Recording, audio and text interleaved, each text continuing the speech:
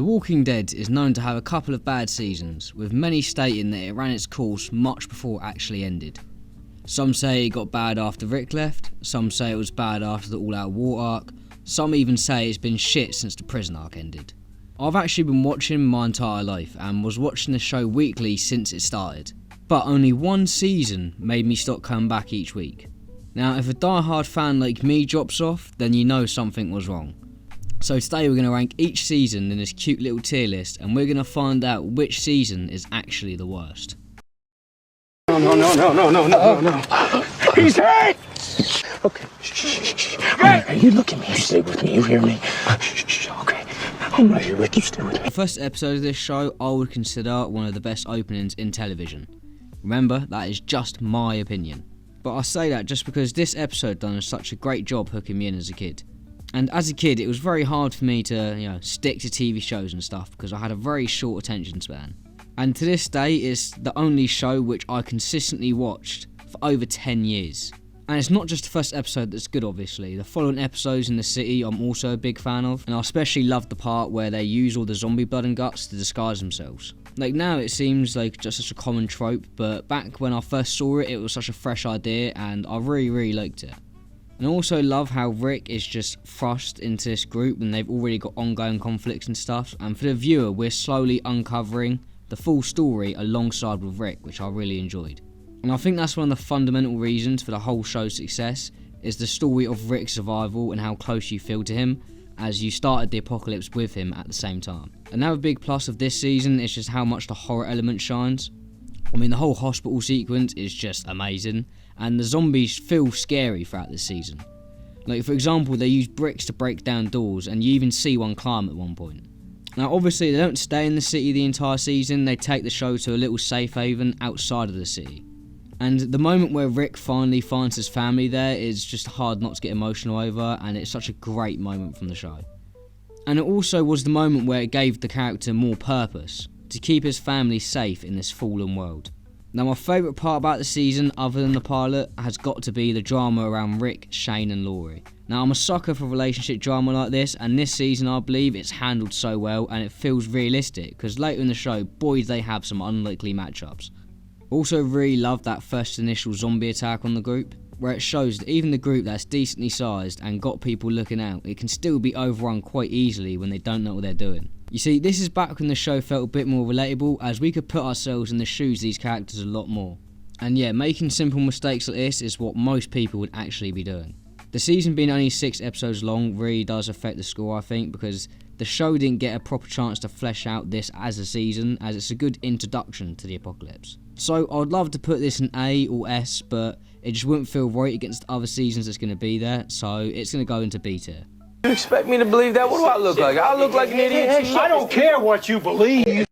This is most commonly known as the boring season, but I don't really know where people get this from. I mean, sometimes it can feel a bit slow and there's not a lot of action, but I think the character conflict makes up for it. Like for example, I love the whole issue of Herschel wanting to rid the group off his farm for the sake of his family, and Rick is dealing with the exact same conflict, trying his best to earn the trust of Herschel, so that he can protect his family. And everyone in the group fucking out for him is just the icing on the cake that this storyline needed. Like Glenn banging his daughter and Shane killing all of Herschel's walkers.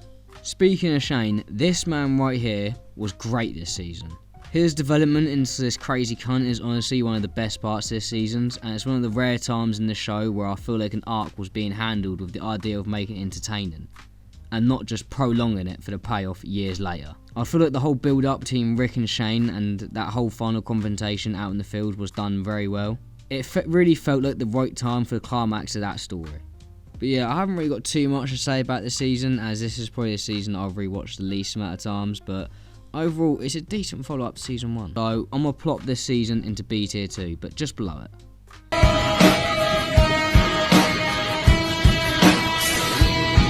Now this is where the show starts to enter what I would consider its golden era. This season is the start of the prison arc, and it is easily the most iconic arc from the show. When you think The Walking Dead, you think Rick, prison and zombies. And there's very good reason for this, as this is the first season so far I would say was great. Nearly flawless.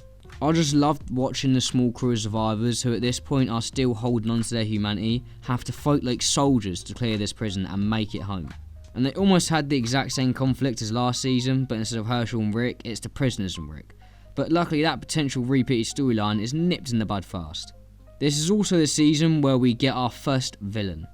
Well, Shane kinda was, but this is the first proper villain the group has gone against. And the governor is just quite the character. I love how he basically bullshits his way through being a leader and just tricks his people. I'm just a sucker for a genuinely enjoyable villain, and when they can switch between friendly Mr. Good Guy and evil fucking sociopath, it just adds to the villain aspect so much. Now, the cast this season does unfortunately get smaller and smaller. So much so that towards the end of the season, when they're preparing for that final fight, you as the viewer are just like, how the fuck is this tiny group meant to protect this whole prison and actually beat the mini militia coming for them? I know this mini militia I just spoke of is made of ordinary people, but so is 90% of the prison crew, so I really like the finale where the main cast use their brains to beat the mightier force. And yeah, I love an underdog story, as most people apparently are, because this is most commonly people's favourite season. However, it isn't mine. So I'm going to place season 3 in A tier. It's a near perfect season of the show, and maybe if the next season wasn't so bloody good, I would put this in S tier. Or if they didn't cut off my boy T-Dog. Like, come on, that was so unnecessary. Now we're on to a juicy part of the show. There is so much to unpack from the season and so much great content. Pretty much every episode this season is a slapper to me. For this season, the cast grew quite a lot, which I didn't mind at all as we got Barb. And a little side note, I just want to show off my little card here, which has an actual part of Bob's shirt, so suck on that. And even if you didn't like how many characters they introduced, a load of them die early on to this virus that spreads in the prison. Now, some people didn't like this arc, but I'm glad they got this aspect of the apocalypse in the show. When people start getting sick and we don't have the medicine, these sick people are going to deteriorate quite fast. And it's something that a lot of zombie films or shows don't take into account. So yeah, I'm glad they actually got that into this season. And I think it works especially well considering the fact that everyone feels safe because they've got all these walls and fences, but they forget about one thing: Mother Nature will always find a way. Now, easily one of my favourite parts of this season is the Rise of the Governor arc. He's played so well, and I'd even say that I prefer the TV show version of the Governor over the comic book version, which might be a little bit controversial, but I said it. The way he does what he does best, murders and lies his way back to power, is just a treat to see unfold, and the attack itself is such a worthy climax to the arc. The fallout of the prison story is maybe my favourite in the whole show. No, fuck it, it is my favourite in the whole show. The group being sent out into the apocalypse and being put into these little groups and slowly come back together, I've just really enjoyed that concept. And it allows space for these unique situations. That's exactly what I want to see from the apocalypse. You know, I want to see the struggle for them to make it day by day, to be actual survivors in this dying world. And just the whole look of the season as well, the aesthetic I feel was at the peak here. It was gritty and dark. I mean, need I remind you that Rick literally rips a man's throat out this season.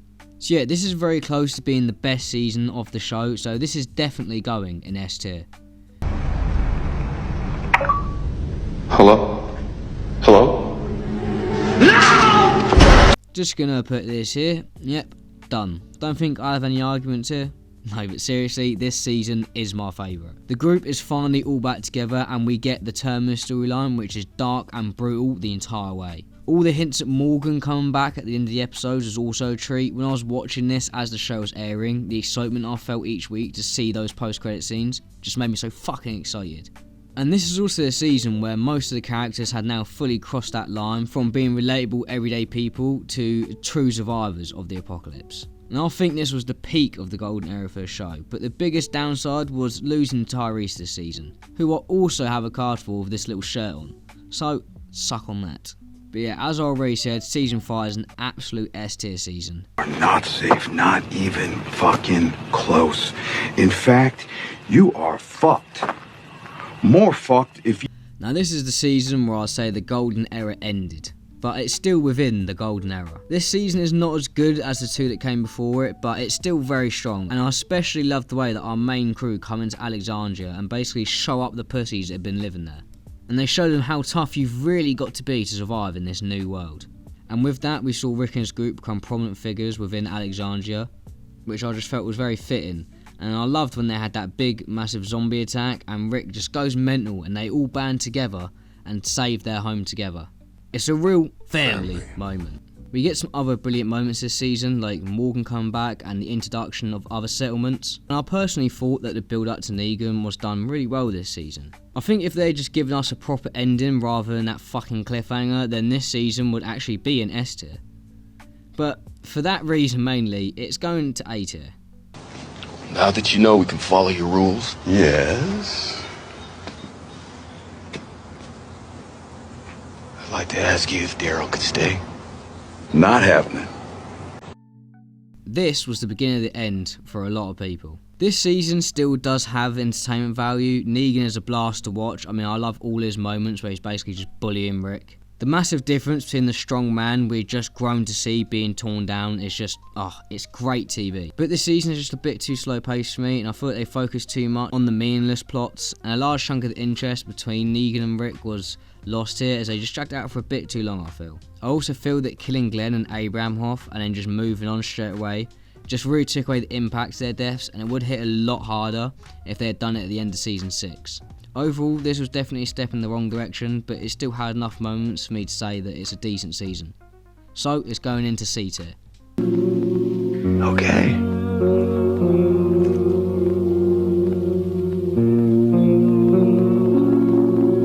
Get on your knees. Oh boy. So, Season 8 is the season that I have the most issues with. First of all, the layout is just horrendous. The constant POV switching from different sides of a battle is just so annoying, and the fact we see the setups broken apart, it just feels so messy, and the fact they stretch out like a week of time into 16 episodes, it's just ridiculous, and it feels like we're getting nowhere most of the season. Like, watching this week for week was just fucking frustrating. Like, it really just wasn't fun to watch each week. So this is where I actually dipped off. Someone that was following the show religiously for years, this is the part where it made me drop off. It just felt like every week we weren't getting anywhere, because we literally weren't. We was on the same day for the first 8 episodes. This season's also where they made probably the worst choice in the entire show, and that was killing off Carl. And the fact that it's in this season, it's just really fitting. And it's just stupid because it served no purpose, and that was the point. The point was that his death was pointless. Why would you do that to one of the most important characters in the show? He is half of the main character's reason to keep fighting. And they wrote him out of the show. It's just a horrible choice, and they probably still regret it to this day. And what makes it even worse is the fact that Chandler Riggs, the actor that plays Carl, basically moved his entire life out to where the show was being filmed so that he could be available more. And they killed him off like pretty much right after, which was just really fucked up if you ask me. But anyway, the Saviour's arc actually ends this season. And while I kind of like the way Eugene done the old switcheroo, Rick leaving Negan alive just pisses me off too much for me to say that I actually like the ending. Now, I love Negan, don't get me wrong, he's a blast to watch, but I feel like he definitely should have been killed at the end of this arc. So for that reason, this steaming pile of shit is going into the bottom tier. You say anything like that again to me, I'll break your jaw and knock your teeth out. The beginning of this season felt weirdly refreshing. The show really felt like it was going back to normal, with more of a focus on the characters and their survival rather than just building up massive action sequences. I really like how at the beginning of the season we have that story arc of the Saviours struggling to get along with the other groups, and Rick just trying so hard to make things to work for all the groups. Now, of course, this is the season where Rick actually left, which was a massive shame, and I think it really impacts how the show feels going forward. You know, he was our main character. We rooted for this man for years and years. So it was very hard for me to get used to him being gone. I do think that the time jump helped me adjust, because obviously if they had carried it on right after Rick left, the whole show would just be about trying to find Rick. So there being that couple year time jump makes things that it's settled and then we're reintroduced again. And I also love the introduction of the Whisperers. I think that was done great. The scene where Rosita and Eugene hear the Whisperers actually whispering to each other and we think it's the Walkers just got me so hyped when that first aired.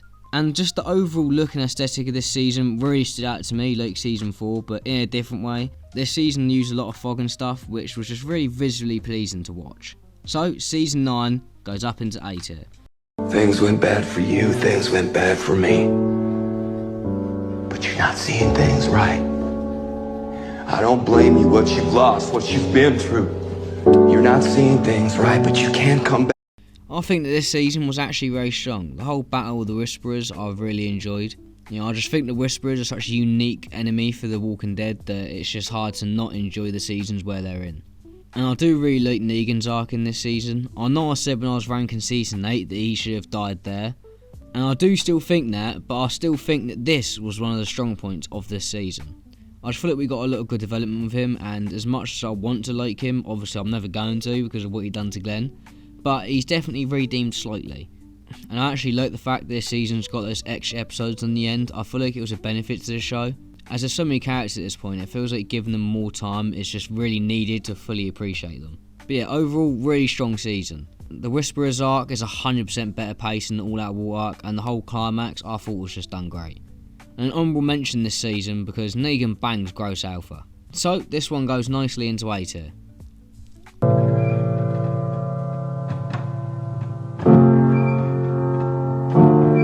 You see, I'm very split on this season. I do personally really like that first batch of episodes where, you have Daryl, Maggie and stuff fighting Pope and his men. It was just amazing to watch. It felt like a return to roots for the show, and the whole storyline is just done in good taste, and I think that it's executed very well and ended right where it needed to. And it's a perfect way to get us warmed up for the Commonwealth arc. Now, I didn't really think this arc was the best, but it definitely held my interest better than some other arcs in the show. For me, Pamela and Sebastian just weren't good enough as villains for me to say this was a great way to end the show.